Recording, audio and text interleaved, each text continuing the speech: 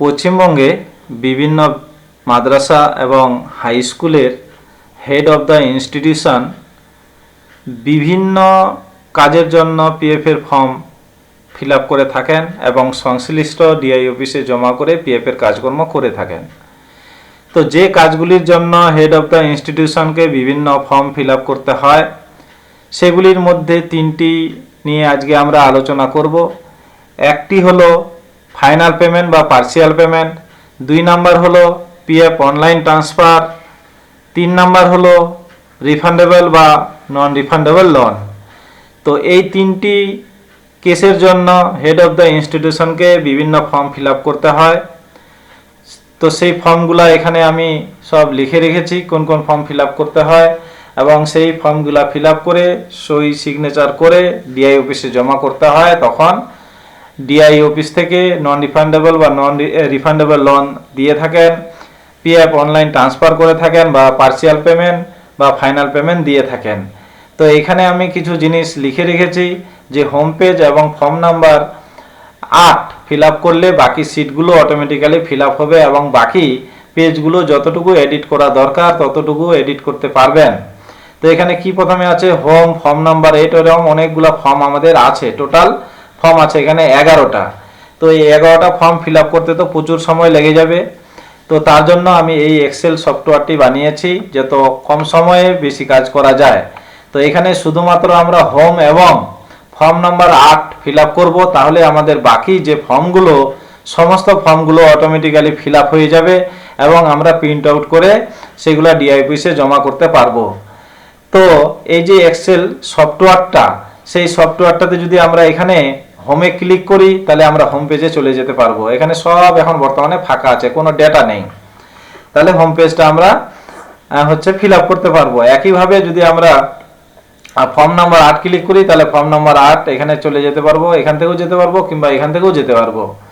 এখানে যদি আমরা ফর্ম নাম্বার 8 ক্লিক করি ফর্ম নাম্বার 8 যেতে পারবো, আবার যদি মেনুতে ক্লিক করি আবার মেনুতে চলে আসতে পারবো। এখানে আপনি যে কোনো লিঙ্কে যদি আপনি ক্লিক করেন আপনি সেখানে পৌঁছাতে পারবেন। ধরেন আমি এখানে 12 নাম্বারটাতে বর্ড শিটটাতে ক্লিক করছি, তাহলে বর্ড শিটটাতে আমি ওইটা রেফারেন্সটা এখনো সেট করা নেই, আমি সেট করে দিব। এটা ফর্ম নাম্বার 10 ক্লিক করলাম, ফর্ম নাম্বার 10 চলে গেলাম, এখন সব ডেটা ফাঁকা, আপনি যেটাতেই যাবেন এখন আপনি বর্তমানে সব ফাঁকা পাবেন।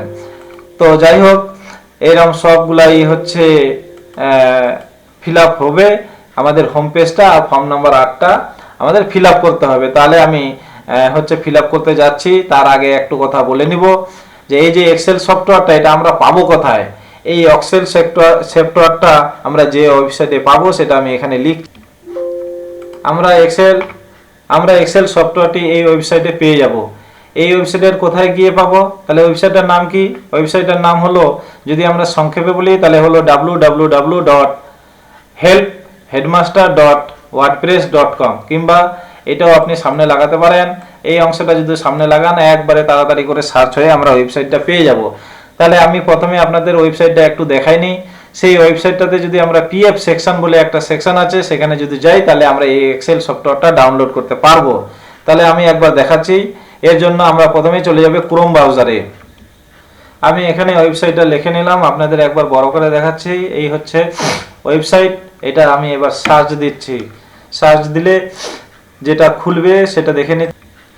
সাইটটা খুলে গেল, উপরে আমার ছবি আছে, সেটা আমি দেখাচ্ছি না। এটা হচ্ছে আমার মাদ্রাসার নাম আছে কসবা MM হাই মাদ্রাসা। এবার এখান থেকে আমরা চলে আসবো কোথায়, এই যে পিএফ রিলেটেড ফর্মস। আবার দেখাচ্ছি, যেখানে পিএফ রিলেটেড ফর্মসের এখানে আমরা ক্লিক করব। ক্লিক করলে আমাদের এক্সেল সফটওয়্যারটা ডাউনলোড হয়ে যাবে। ডাউনলোড হয়ে আমি যেই সফটওয়্যারটা আপনাদেরকে দেখালাম সেই সফটওয়্যারটাই আপনারা দেখতে পাবেন। তো সেই সফটওয়্যারটা কিভাবে কাজ করে এবার আমরা একে একে সেটা দেখব। তাহলে এই হলো আমাদের সফটওয়্যারটা। তাহলে আমি প্রথমে এখান থেকে হোমে চলে যাচ্ছি। এবার হোমে আসে আমি এখানে কি দেখতে পাচ্ছি যে কারেন্ট ফিনান্সিয়াল ইয়ার। তাহলে এখানে আপনাকে কারেন্ট ফিনান্সিয়াল ইয়ারটা দিয়ে দিতে হবে।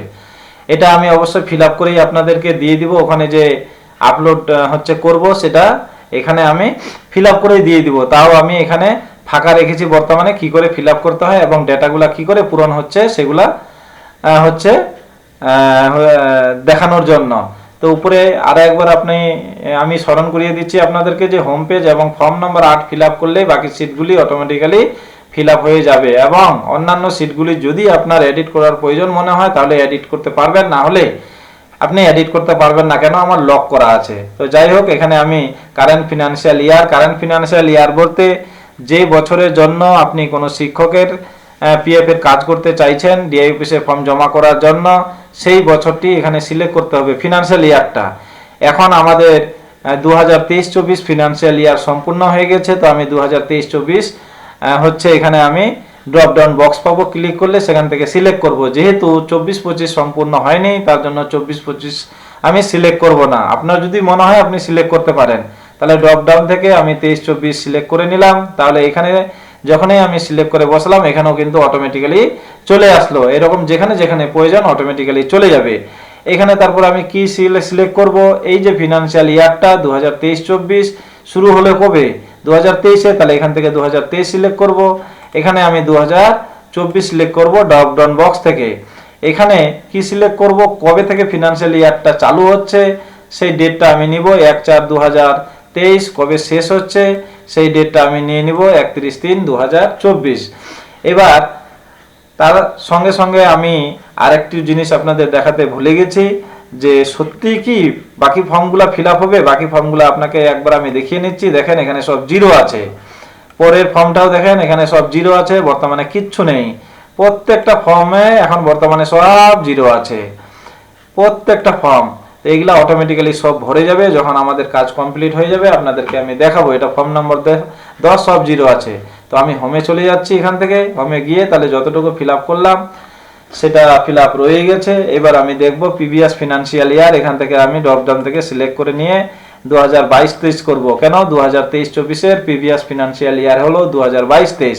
এখান থেকে আগের মতো 2022 সিলেক্ট করে নিব, এখান থেকে 2023 সিলেক্ট করব। এটা হচ্ছে কেন করা হবে সেটা আপনি বুঝতে পারবেন না, অটোমেটিক্যালি ডেটাগুলোকে ফিল আপ করার জন্য এটা করা হয়েছে।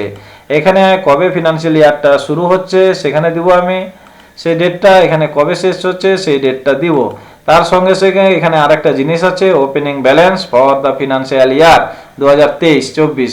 কার ওপেনিং ব্যালেন্স, যেই টিচারের আপনি কাজ করতে চাইছেন তার ওপেনিং ব্যালেন্স দিতে হবে। আমি ধরে নিচ্ছি ওই শিক্ষকের ওপেনিং ব্যালেন্স হলো 2022-23-24 ফিনান্সিয়াল ইয়ারে 12 লাখ টাকা, একক, দশক, শতক, হাজার, অযুত, লক্ষ, 12 লাখ টাকা, সেটা আমি দিয়ে দিলাম ওপেনিং ব্যালেন্সটা। এবার ওই টিচারের আমি ডিটেলস দিব। এখানে আমি ধরে নিচ্ছি যে এটা আমারই, আমি ফিল আপ করছি, তার জন্য আমি এখানে দিয়ে দিচ্ছি আমার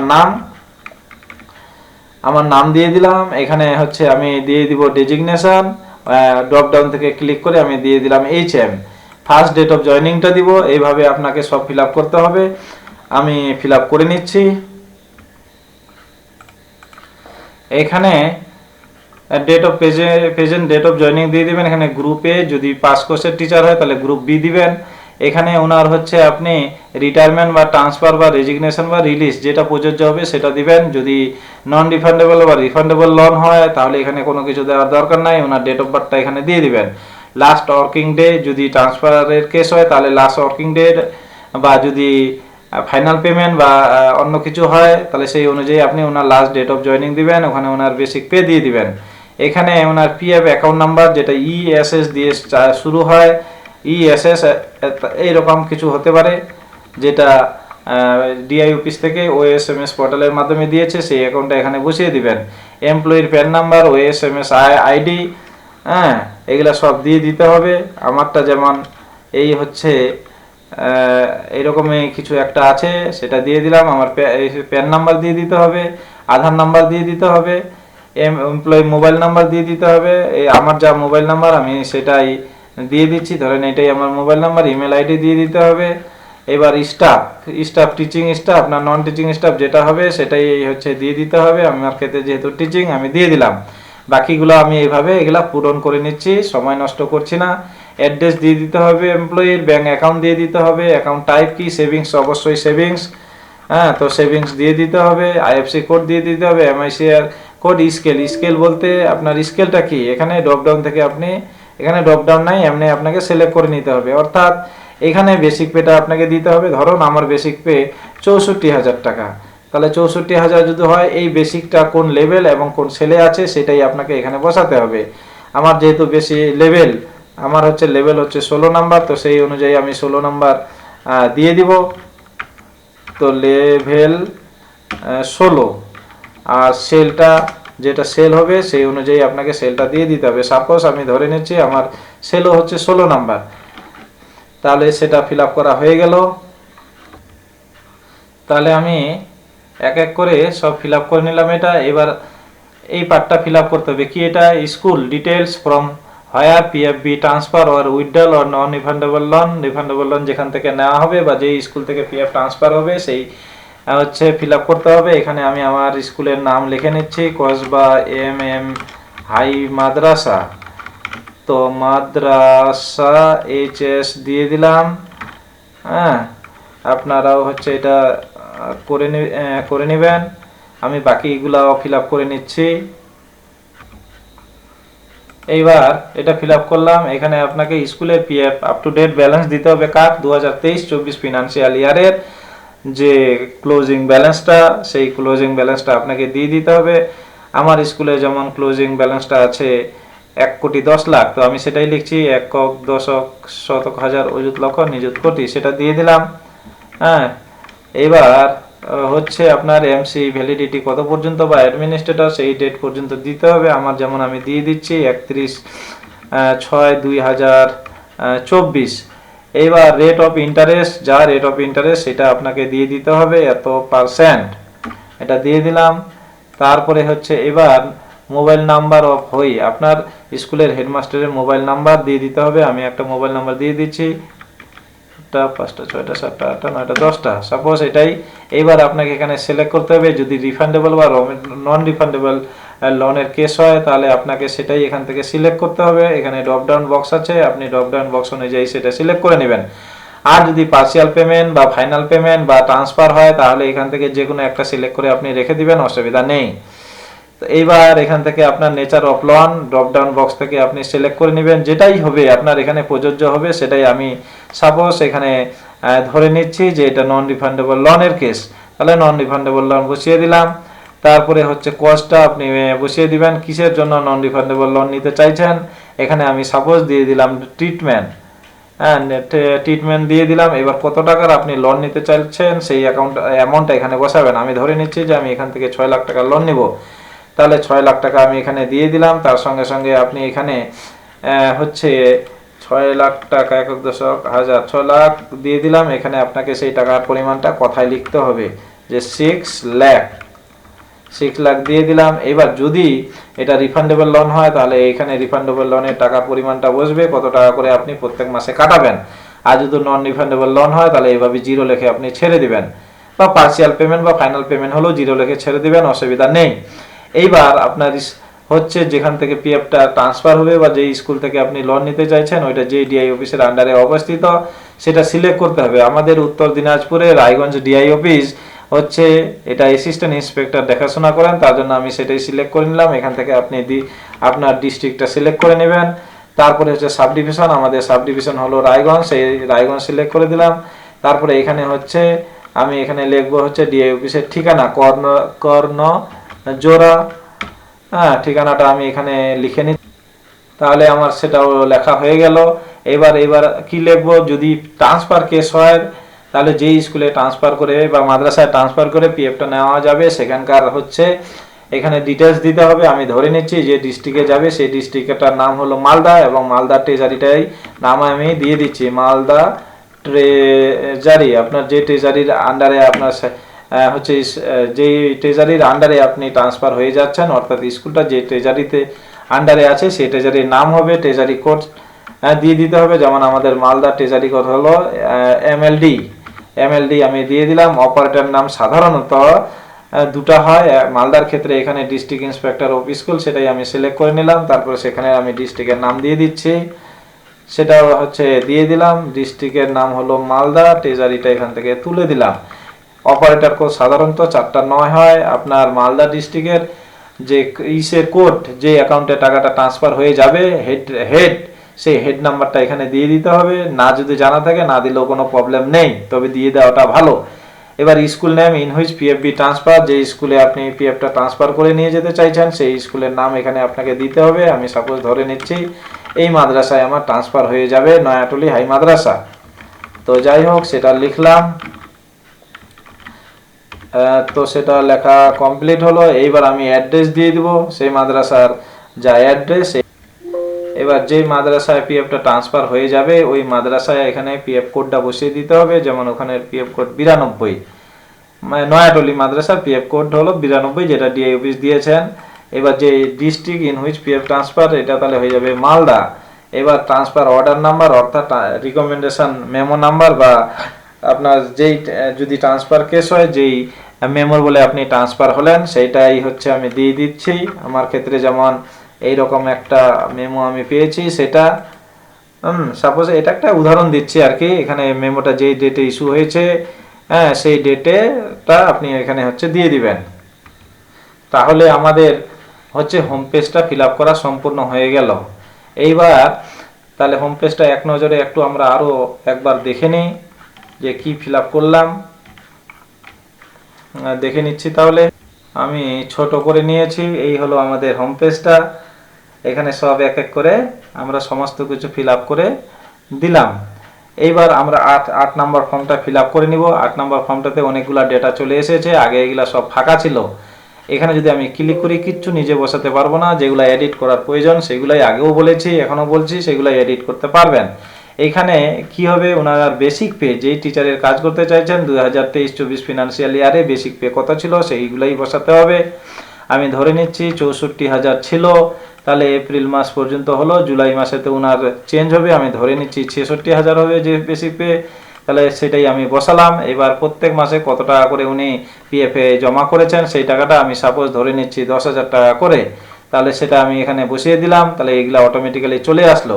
এটা আপনাকে নিজেকে বসাতে হবে। এখানে কি বলা আছে, monthly balance on which the interest is calculated, অর্থাৎ ওই শিক্ষকের যে পিএফ এর টাকাটা ডিআই অফিসে জমা করেছে 15 তারিখের আগে যদি জমা হয় তাহলে সেই টাকার তো সুদ পাওয়া যায়, 15 তারিখের পর যদি জমা হয় টাকাটার ওই মাসের জন্য কোনো সুদ পাওয়া যায় না।